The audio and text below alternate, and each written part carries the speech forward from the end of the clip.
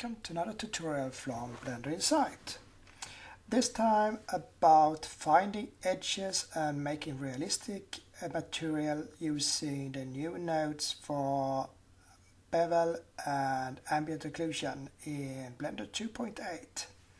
So we start right away finding this model, and that you do by go to blenderinsight.com, lamp28 empty, click on this link, you get this file here, and just unzip it and go into your Blender 2.8 and you are ready to start. And then you have this file in front of you, and as you can see we are using cycles here, and we are forced to use cycles because the nodes we will use in this tutorial are not supported by Eve. So the first thing I will do is show you how to make a mask to find the edges, and to do that we will use the Bevel node. So I will start by creating material, so I select this one and new, and here I just write like base material. And we get this thing here. What I will now do is press Shift A, get to the input, and take the bevel from here. And as you can see, the bevel is for normal here, which means that normally you take a bevel here, put it here, and that will then affect the edges here, so they will go a little bit in and not be so sharp. However, with some mathematics, you can combine it with the normal input and have it as like an edge finder instead. We can use that to create a mask for these things. So I will use the bevel input, and I will also press Shift A, input texture coordinate, and I will now combine these using Shift A, converter, and let's see, Shift A, converter, and vector matte. Let's see if I can find it. There we have it. We take the normal from here, and we take the normal from here as well. And now we use cross product here. So, and before I do anything else, I will put in some math here as well. So Shift A, and we take some math. We take one multiply here and put that in here, and then I can just put it right into the base color. And I go to shading here, and right now if I go close to it, you can see that we already now see some lines here, and if I increase my multiply, we get very, very sharp edges exactly where we have the materials, as you can see. And then we can look a bit about look on the bevel, that we have two parameters. We have samples and we have radius. So if I change the radius here, you can see it's going in a much wider area. So it's not just the edge here, it's also what you can say the neighbor area from the edge. And you can of course go really low if you want to. So you can go like this, and then it's just the edge here, and so on. The samples decide how smooth it should be around the edges, so you can increase that a lot and then it gets a lot smoother, and perhaps we then can increase the multiply a bit, and you can see how it looks here. So it's very, very easy to find the edges using Bevel as we have done. However, when we're doing a material like this for something that is realistic, we will use it for like rust and so on, and rust is not evenly spread, it's going out a bit and so on, so we need some type of noise into this as well. So I will take this down a bit, I think we will have it on like 6 or something like that. And I will now create some noise in the side here. So what I will do is press Shift A, texture, but I will not select noise. I will select a Musgrave texture. It will work better when it comes to rust and so. And the vector from the Musgrave I will connect with the object for texture coordinate here. And I will take the factor into the multiply here, and now you can hardly see anything here. So what I need to do is to increase the strength of the Musgrave. So I will put the multiply here as well. So I take this one, Shift D for copy, and then put it in here.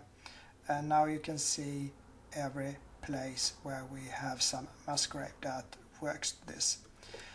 And what I will normally do with Musgrave is that I change some of the parameters to make it more scattered than we see right now.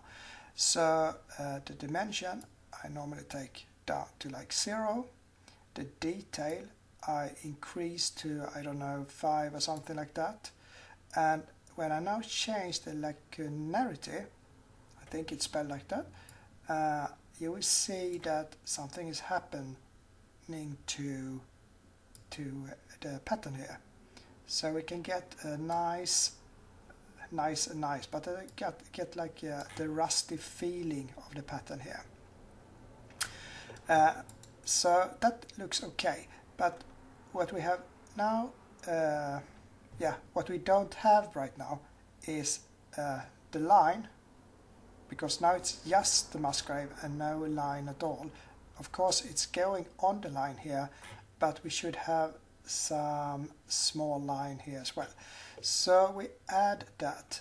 So this part here is just the noise, and now we will add some of the original line as well. And to do that we just press in Shift A, new math, so converter and math, put it in here.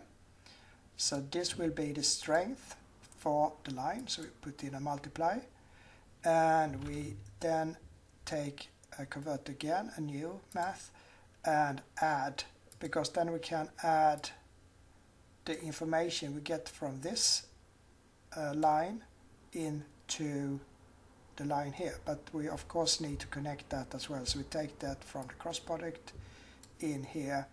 And now if I increase here, you can see that we also get the line into this. So what we have here is a rather good mask to work with, where a black part will be unchanged since it's 0, and the white part will be changed since that will be represented like number 1. So to make this work easily in the rest of the object and so on, we combine all these into a node group. So just take and select this part here and press Ctrl G, and we have a node group. What I should do now is put in some int parameters here. So we take the radius, it's obvious what that does, so we don't change the name for that one. We also should have some strength of the lines, so we take this in here, and I can put it below here. And now it only says value, so we change it to something that you can understand. And a good name would be like edge strength, like that. Almost, anyway, like, yeah, something like that. So now we have the edge strength here. We can have a default value of 2 on that one. And we should also have a noise inside here. So then we take this one and put it into that. And that value we will change to noise strength instead. We can have a default value of 2 on that one as well. And most of you would like to change the appearance of the noise a little bit as well. So we take some of these into our group input. So we have the scale. Change that to noise scale. We have the detail. So put that into noise detail. And we can also have these the lacularity. So I take that into this as well. So there we have one of these. And I write noise on that as well. And the output we change from the name value to factor, so FAC here as well. And now I can just press tab and I will be back here with my little node group, and on the properties I change node group to edge finder. So now we have that, and we can start copying this material to every other material here because it will look almost the same.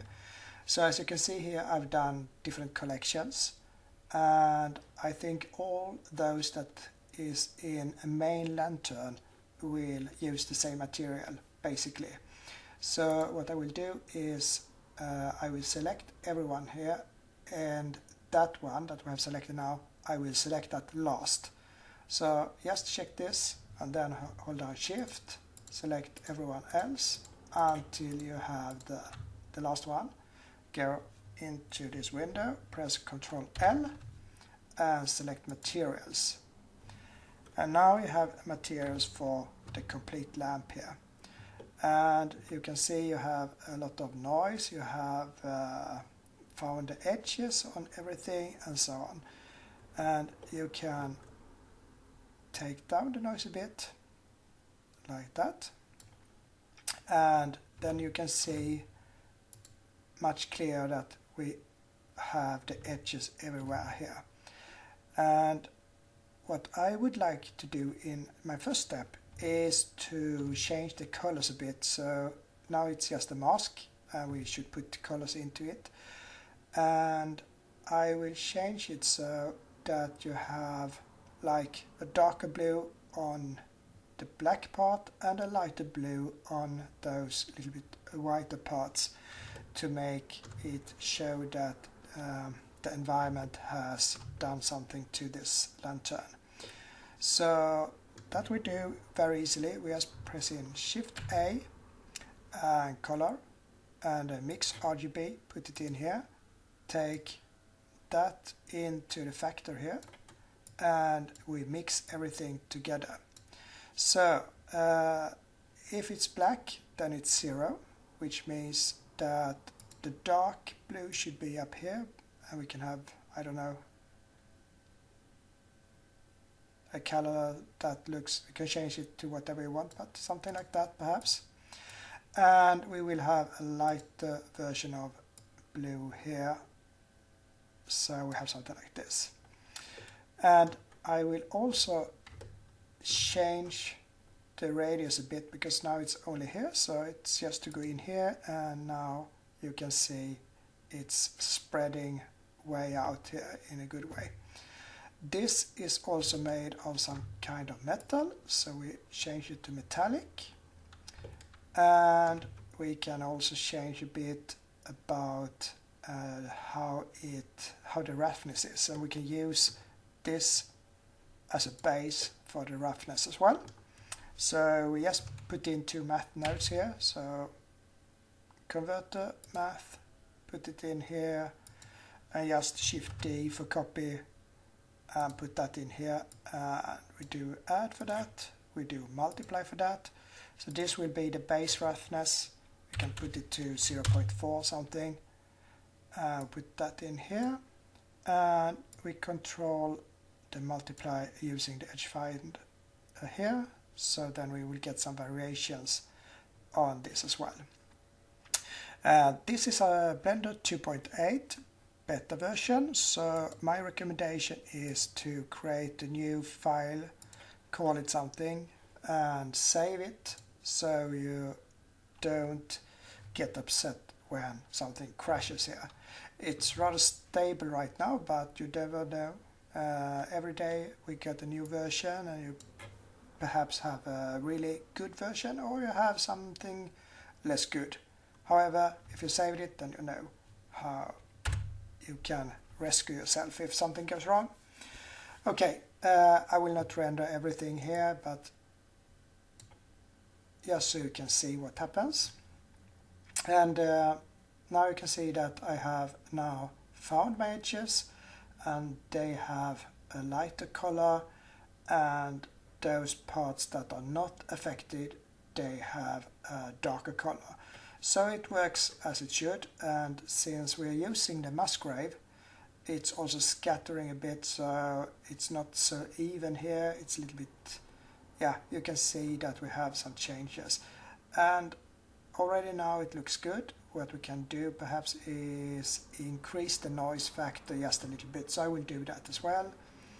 So I go in here, and I think I increase the noise strength a bit to something like this. Okay, so already now we have a good base for this to work with, and as you can see now, if I go to material here, it's still so that you can see a little bit that this has a lighter color than other parts, but it's a little bit hard to see everything here. However, it's much faster to work in that mode than to work with the shader mode, so we can connect to the shader when we need it. Okay, the next thing I would like to do is use this edge finder to get the rust in as well. And I'm thinking that the rust will have a harder edge, but will also be more scattered than this lighter color that we have. So we can take just the edge finder and press Shift D, we copy it, and inside here we create a mix shader. So Shift A, shader, mix shader, put that here, and we use this edge finder into this, and here we can now put in another principled. So Shift A, shader, and principled here as well, put that in. And since we are talking about rust, we should have a lot of roughness. We can also take this down to something that is like brown or something like that. Now you can see it's, since we're not working with shader mode, it's not exactly color that you see up here, so don't get confused, it's okay. And now, as I said, perhaps we should change this a bit. This is for the rust, so if we want to, we can go in here and we can call this rust. Yeah, just call it rust. We don't have to be so fancy with the names. Okay, so here we have the rust. So what should we do? As I said, perhaps we should get out with the radius a bit so we get more rust than we have before. And I think we should go to shading mode now, because now we can see all the rust here. But it doesn't have to be really this hard. So what we can do is take down a little bit of the strength like that, and already now you have something that looks rather good. So you didn't have to do much, but you can play with the parameters as you want to, and then you get, of course, one area for the rust, another area for the little bit of a lighter color to use here. So now you can see, without any hard work, almost no hard work. You have rust on the edges here, and you have more color on these non-edge parts, so to say. So it's rather easy to have that as a starting point at least. The next thing I think we should do is add some dust to this lamp as well. And to do that, we will use another node. We will use a node that is called Ambient Occlusion. So I just closed down this render. This was just a preview, so we don't have to see the complete render like that. And we now start working with the dust instead. So to do that, I just go into my shader here, and I press Shift A and input Ambient Occlusion. And I also put in a shader just to have it so you can look at it diffuse like this. Shift A and then diffuse. Can disconnect this down here. So now we have everything is black.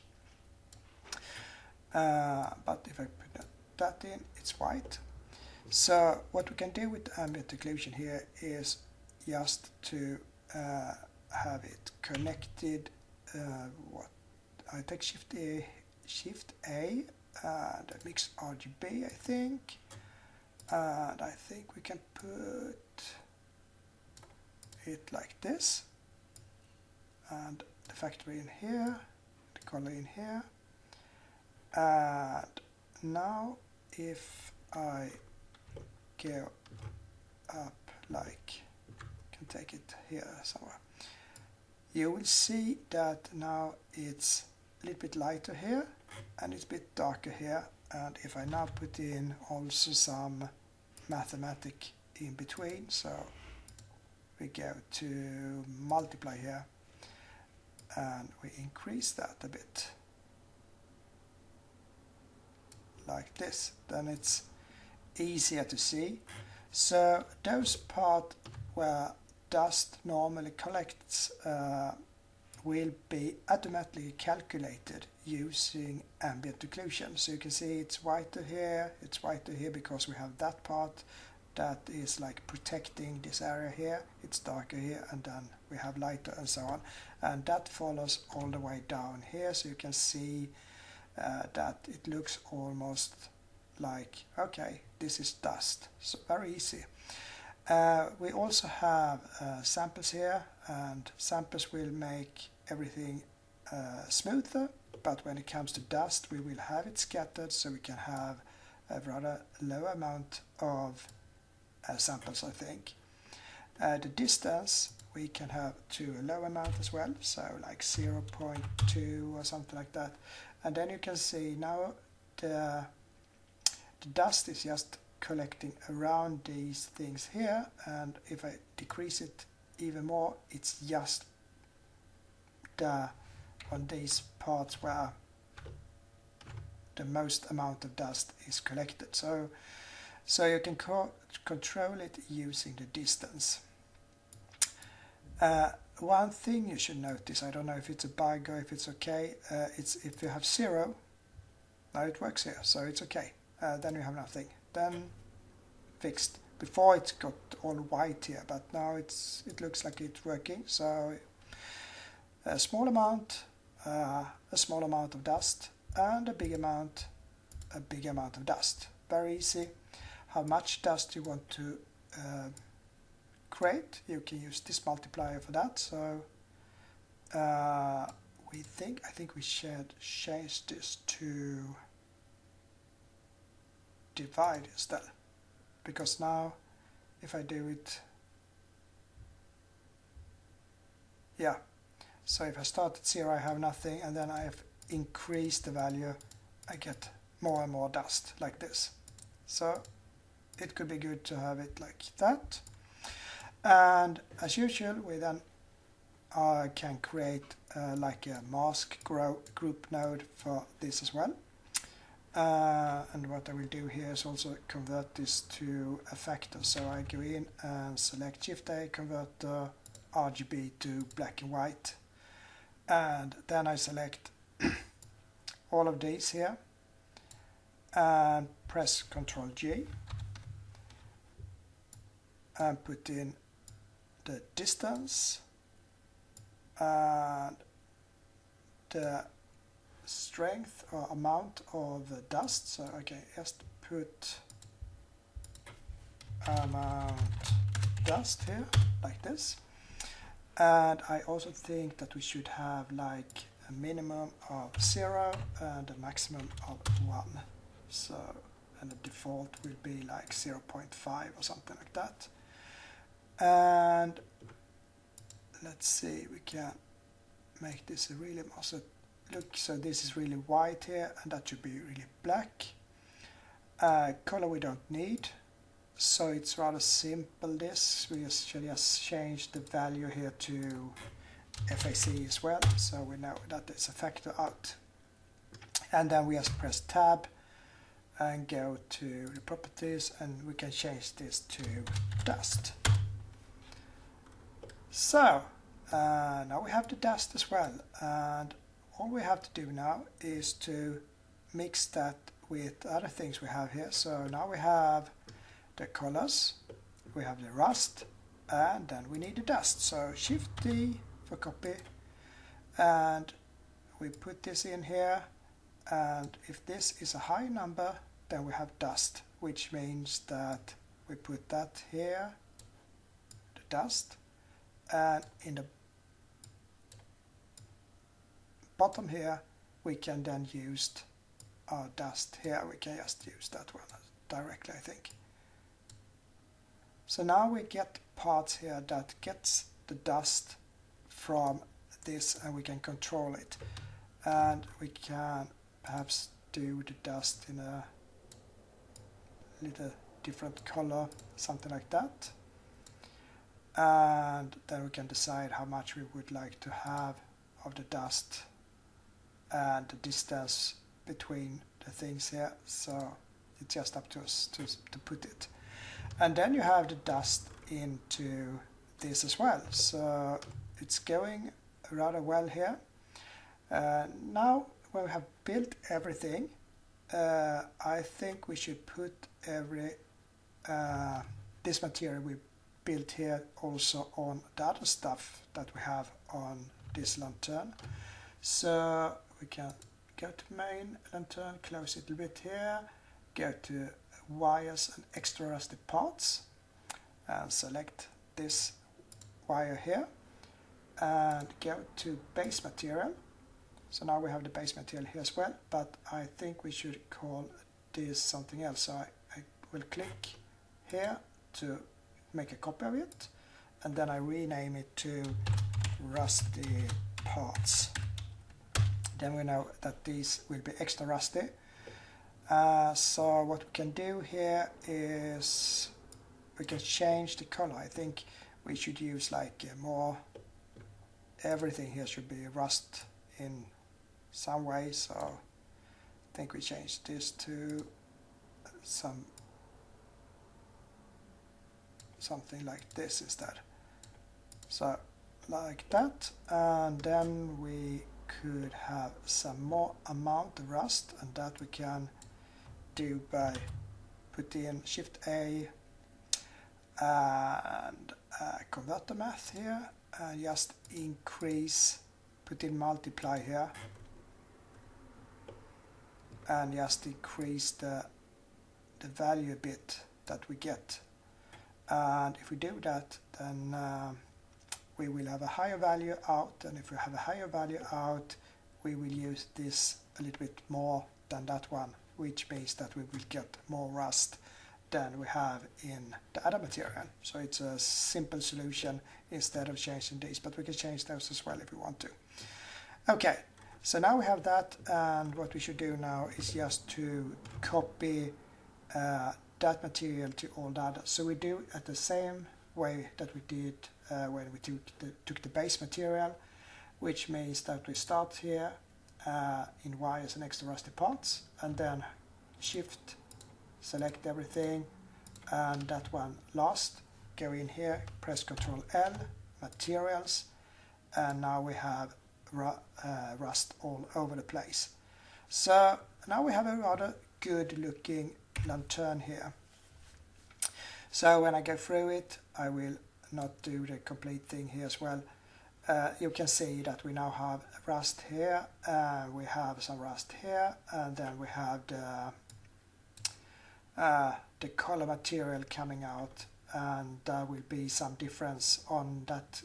So we have some that is darker, and we have some that is a bit lighter. And on some places we will have a small amount of dust as well. Now I have not used so much dust so you can barely see it, but you have like almost just a feeling about it. But you can of course increase the amount of dust if you want to. You can see here that it's a little bit lighter, and also inside the edges here, so you can see that it collects dust on those, and that is because I used a very small amount of distance, which means that I barely cover the edges here. So if you want more dust, then just increase that value for dust. So now it's just around here like that. Okay, so now it's starting to look like a real lantern, and of course we also need some glass, so we do that, and I stop this here, and we select the glass here, and we can do like this. I can go to glass and inside glass and select that first, because that is the thing inside the glass, and that could have the same material as the rusty parts, I think. And then we select the glass itself. We don't have any material that is similar to glass, so we just do a new one. Press new here. Take principle down here to like 1 for transmission. So now we have glass. We take down the roughness a lot, so take it down like something like that. Take up some of the transmission roughness as well. And since this is something that had, we have like a fire inside, and you get a lot of dirt and so on, we change the color a bit here. And if you have looked at those things, you can normally see that they are darker here, and then it goes up, and here it's a little bit more yellow colored, so we change that. We can do it like this, so Shift A and input texture coordinate to control things. What I would like to have is the generated from here, and then separate the different axes, so I will use a lot of the Z axis here, and to control it, so I get a lot of Z axis, I use a vector and a mapping here, because then I can control the scale of everything. So I just take the generated here and put it in here,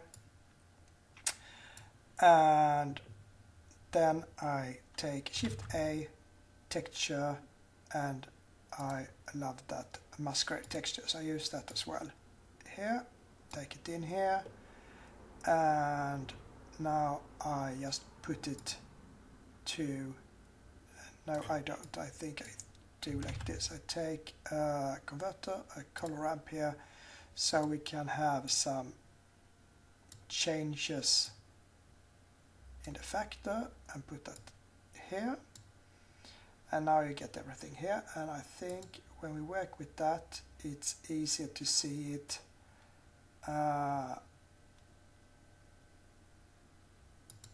Should be something here. Now it comes here. Okay, so now we have it, and what we will do is that we change the white to a little bit more yellow, and the dark can be dark. Can take it up a little bit. What I now would like to do is I would now have all the black down here, and I would like to have the yellow up here instead. So we need to do some changes on that. And to do that, we take Shift A, converter, and then we do separate X, Y, Z. put it here, put that in here. So because then we get this axis and we can use that to control here. So I take another color ramp, Shift A, converter, color ramp, put that in here and put that factor in. And to combine them, I also need a math node that adds this into that one. And if I should be perfectly correct, I use yellow to yellow and gray to gray, something like that. And now you can see that now I have less black up here and I have more here. I can control how much I will use, so you can say it changes. And what I would like now is that it goes up like in more like waves in that direction. And by changing the scale here, you can see I get it as I want to here. So something like that. And then I can change a bit on the mask grave itself. Take down the dimension a bit, take up the detail a bit, and change the lagunarity, I think it's called. So, and now you can see it looks okay there. So the next thing we can do is put some cracks on the glass if we want to. Not that it's so realistic, but just to have something. And to do that, we just press Shift A, and then we take vector bump, put it into the normal here, and we use Shift A texture, and we use something called Voronoi, and change this to cells. And in 2.8 of Blender, you have a new parameter list here. And here you already have crackle. Before you had to do your own crackle, but here you can see you get them right from the start.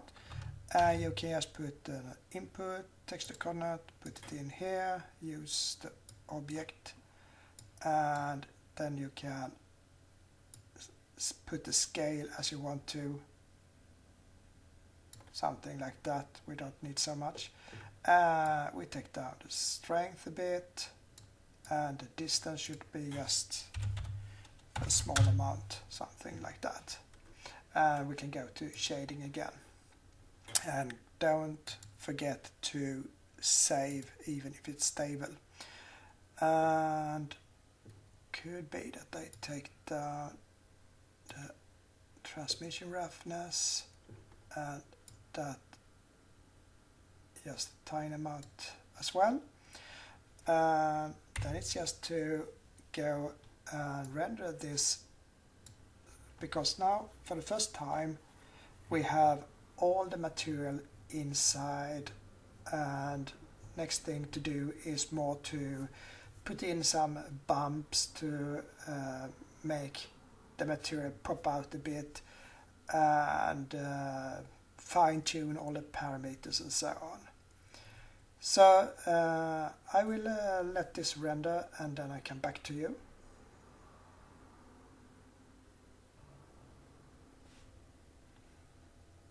Okay, so here's the finished render, and now I'm just using the default values of this, so it's not so many samples, it's just almost a preview, but at least we can see how it turns out here.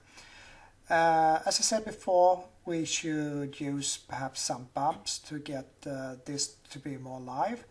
I think we should have another background, perhaps put in a little bit of a more good backlight here and so on. And also that this color here could be a little bit too much. So